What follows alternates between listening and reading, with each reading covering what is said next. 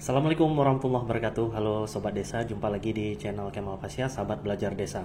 Kali ini kita akan melihat sedikit terkait dengan aturan terbaru yang diterbitkan oleh Menteri Desa dan Pembangunan Daerah Tertinggal, apalagi kalau bukan Permendes nomor 2 tahun 2024 tentang petunjuk operasional atas fokus penggunaan dana desa tahun 2025. Ayo kita bahas.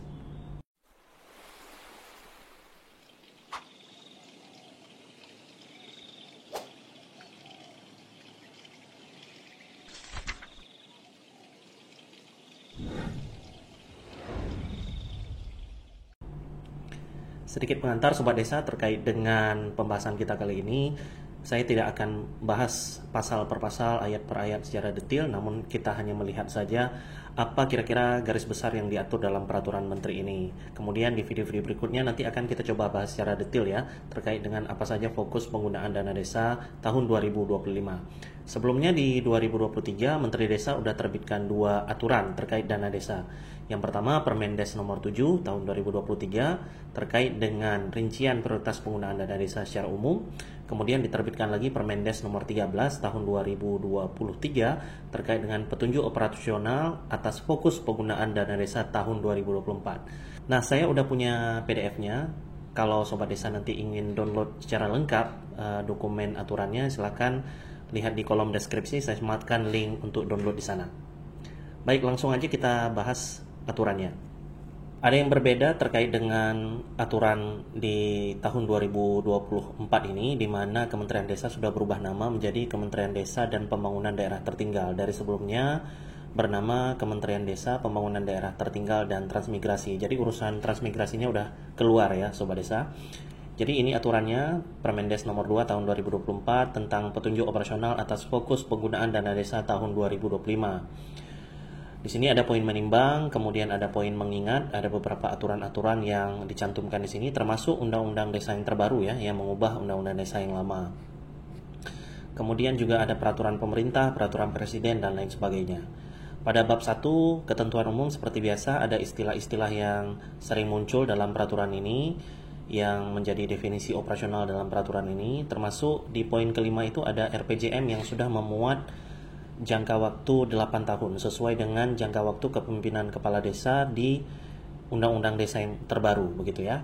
Kemudian ada RKPDes, ada APBDes, ada Badan Usaha Milik Desa di poin ke-8, dan di poin ke-9 ada istilah yang terkait dengan fokus penggunaan dana desa saya rasa, seperti BLT desa.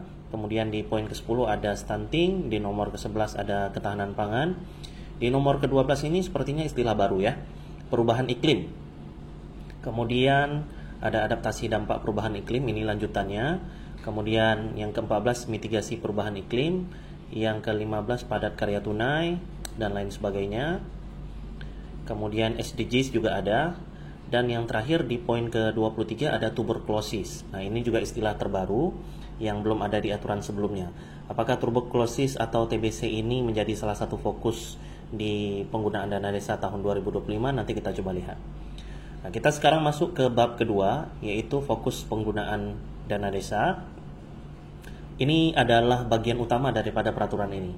Di pasal 2 ayat 1 di sana disebutkan beberapa fokus penggunaan dana desa. Yang pertama, penanganan kemiskinan ekstrim. Paling tinggi 15% dari dana desa untuk BLT desa atau bantuan langsung tunai. Jadi bisa dipastikan ya Sobat Desa, BLT desa tahun 2025 masih ada. Namun sepertinya persentase maksimal untuk penganggaran BLT ini lebih rendah daripada tahun lalu. Kalau tahun lalu saya rasa di tahun 2024 sekitar 25% ya maksimal. Tapi kalau di tahun 2025 ini 15%. Kemudian yang kedua, penguatan desa yang adaptif terhadap perubahan iklim. Ini juga baru ya, sudah mengakomodir istilah yang ada di ketentuan umum tadi. Kemudian yang ketiga, peningkatan promosi dan penyediaan layanan dasar kesehatan skala desa termasuk stunting. Apakah TBC tadi masuk juga di dalam bagian ini, kita nanti coba lihat. Kemudian yang keempat, dukungan program ketahanan pangan. Nah, ini program yang masih ada dari tahun ke tahun. Kalau nggak salah di tahun lalu 2024 itu persentasenya 20% minimal dari dana desa. Kemudian yang kelima, pengembangan potensi dan keunggulan desa. Yang keenam, pemanfaatan teknologi dan informasi untuk percepatan implementasi desa digital. Sepertinya ini juga baru ya.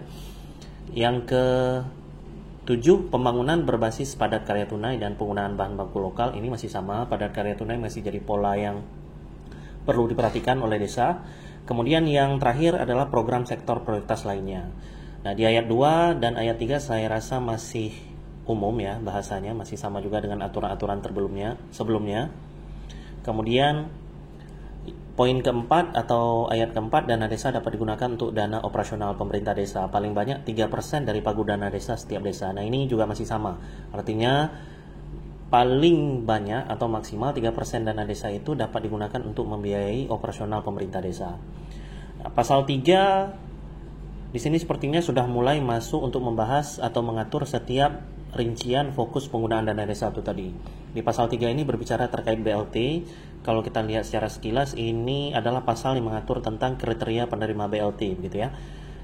Calon keluarga penerima manfaatnya ditentukan dari data mana, kemudian bagaimana mekanismenya, biasanya disepakati dalam musyawarah desa ya, kemudian ditetapkan dalam berita acara. Kemudian ada kriteria-kriteria lainnya untuk menentukan penerima manfaat dan lain-lain.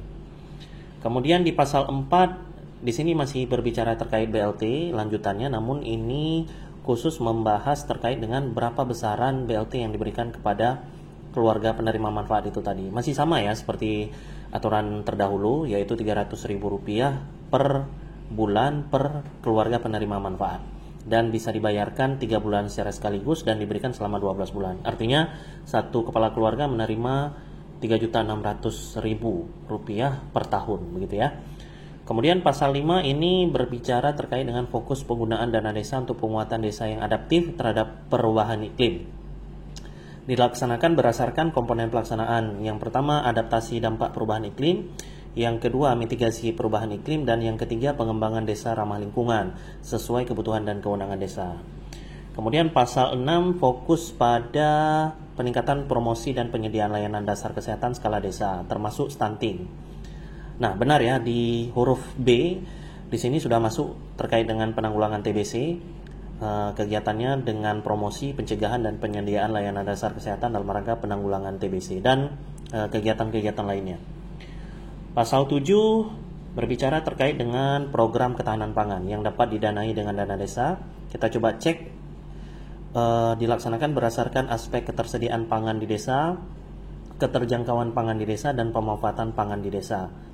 Nah, di ayat 3 Sobat Desa juga bisa lihat di sana bahwa penggunaan dana desa untuk ketahanan pangan ini dapat dilaksanakan untuk mendukung swasembada pangan dan makan bergizi gratis di tingkat desa. Nah, makan bergizi gratis ini seperti kita ketahui di kepemimpinan Pak Prabowo ini menjadi salah satu prioritas mulai dari tingkat pusat sampai dengan desa, begitu ya.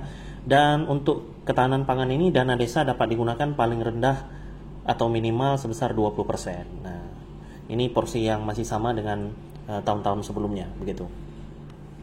Di pasal ke-8 fokus dana desa ini juga bisa digunakan untuk pengembangan potensi dan keunggulan desa, digunakan untuk pengembangan desa wisata, desa devisa, dan desa argo ekonomi. Ini tentunya bisa mendukung untuk peningkatan pendapatan asli di desa, begitu ya, dan pemberdayaan ekonomi masyarakat. Kemudian pasal ke-9 fokus penggunaan dana desa ini juga dapat digunakan untuk pemanfaatan teknologi dan informasi untuk percepatan implementasi desa digital. Digunakan untuk percepatan peningkatan kualitas layanan jaringan telekomunikasi desa serta pengembangan desa digital. Oke, pasal ke-10 ini berbicara terkait padat karya tunai, bahwa dana desa yang dialokasikan untuk upah pekerja masih sama seperti aturan-aturan sebelumnya. Paling sedikit 50% dari dana kegiatan padat karya tunai di desa, begitu. Kemudian pasal ke-11 berbicara terkait fokus untuk program sektor prioritas lainnya, meliputi bantuan permodalan kepada BUMDes. Nah, dana desa masih bisa digunakan untuk menyediakan permodalan bagi BUMDes, penyediaan pembiayaan, begitu ya, penyertaan modal. Kemudian kegiatan lainnya sesuai dengan kebijakan prioritas nasional dan atau berdasarkan dokumen perencanaan kebijakan nasional. Kemudian pasal 12 berbicara terkait dana operasional untuk pemerintah desa dari dana desa. meliputi koordinasi kegiatan penanggulangan kerawanan sosial masyarakat dan kegiatan lainnya untuk mendukung pelaksanaan tugas pemerintah desa.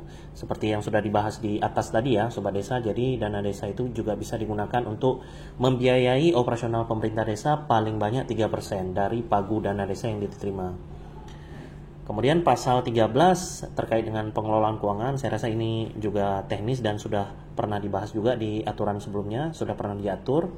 Seperti dilaksanakan secara swakelola, kemudian mengutamakan pola padat karya tunai agar uang atau dana desa itu tetap berputar di desa dan memberi manfaat yang banyak untuk kesejahteraan masyarakat.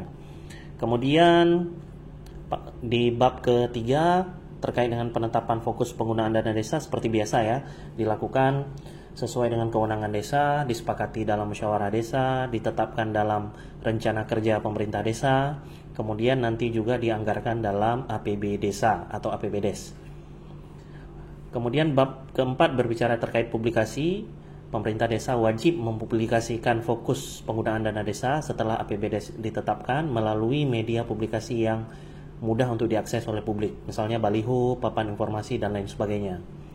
Kemudian pasal 22, apabila tidak dipublikasikan maka pemerintah desa dapat dikenakan sanksi administratif berupa teguran lisan atau teguran tertulis yang diberikan oleh bupati atau wali kota berdasarkan laporan dari BPD atau laporan pengaduan dari masyarakat.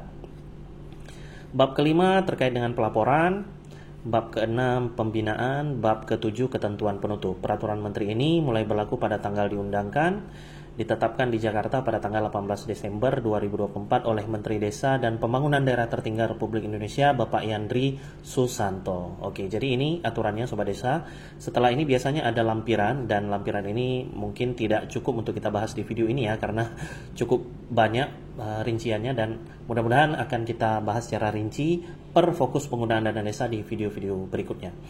Jadi demikian ya Sobat Desa, kita sudah dapat gambaran secara umum ya, garis-garis besar apa saja yang diatur oleh peraturan menteri ini. Fokus dana desa itu dapat digunakan pada 8 fokus penggunaan, dan mudah-mudahan video ini bisa membantu Sobat Desa begitu dalam persiapan untuk menyusun rancangan kerja pemerintah desa atau merampungkan anggaran pendapatan dan belanja desa begitu.